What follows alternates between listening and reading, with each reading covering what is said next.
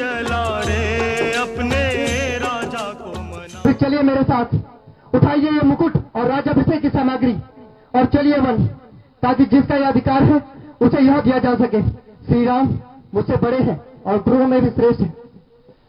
गुरुवर हमें आशीर्वाद दें कि हम श्री राम का वन में ही राज्याभिषेक करके उन्हें अयोध्या ले आए।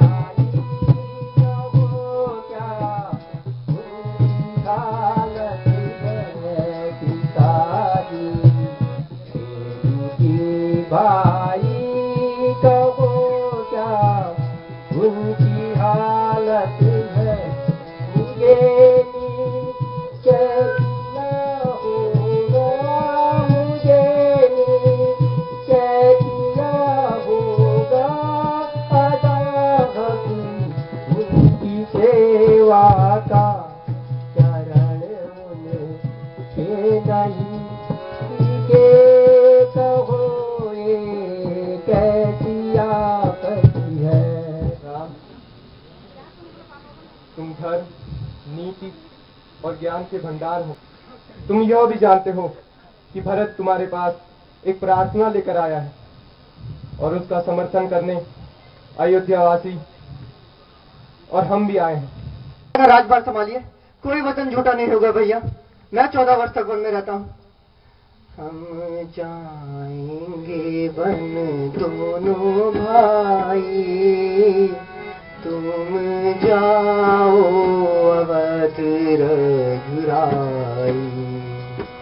हम जाएंगे वन दोनों भाई, तुम जाओ अवध रघुराई।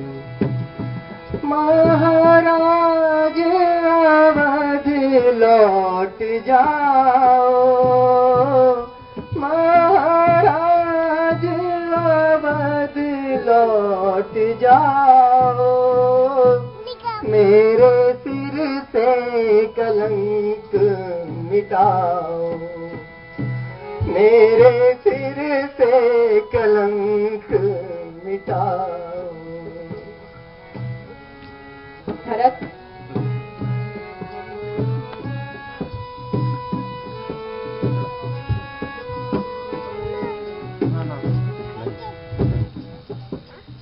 भरत, धर्म व्यापार की वस्तु नहीं है। तुम एक राजा होकर ऐसी अनुचित बातें कैसे कर सकते हो? प्रजा पर इसका क्या असर पड़ेगा? भैया, मैं यहाँ कोई धर्म, अधर्म, नीति कुछ लेकर नहीं आया। मेरा ज्ञान शून्य हो गया है भैया। मैं तो ये जानता हूँ कि मैं अपने बड़े भाई के पास आया हूँ, जिसका मुझ पर इतना स्नेह था कि बचपन में मैं जब कभी हार जाता था तो वो मुझे झूठ बोलकर जिता देते थे।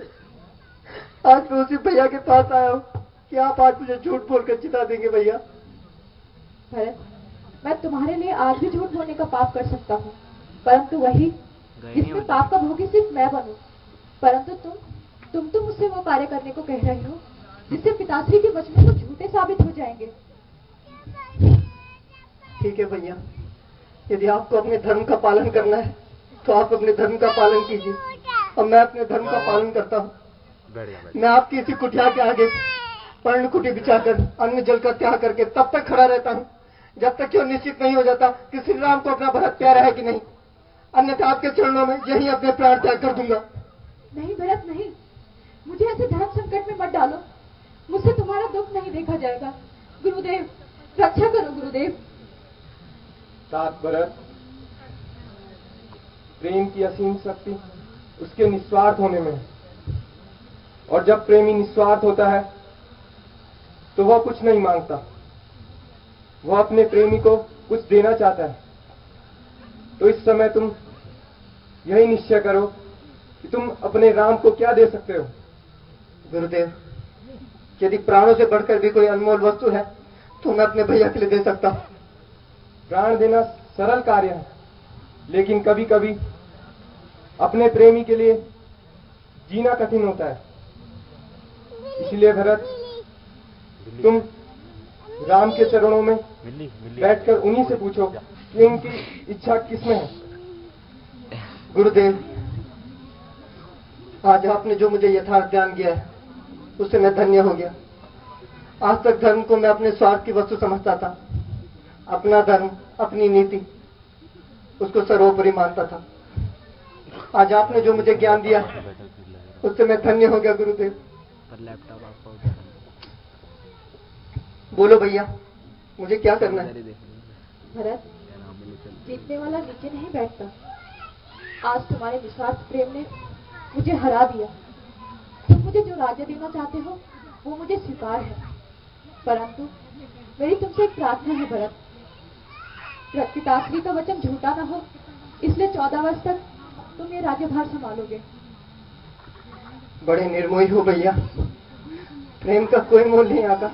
प्रेम किया है तो बिनमोल बिक जाओ।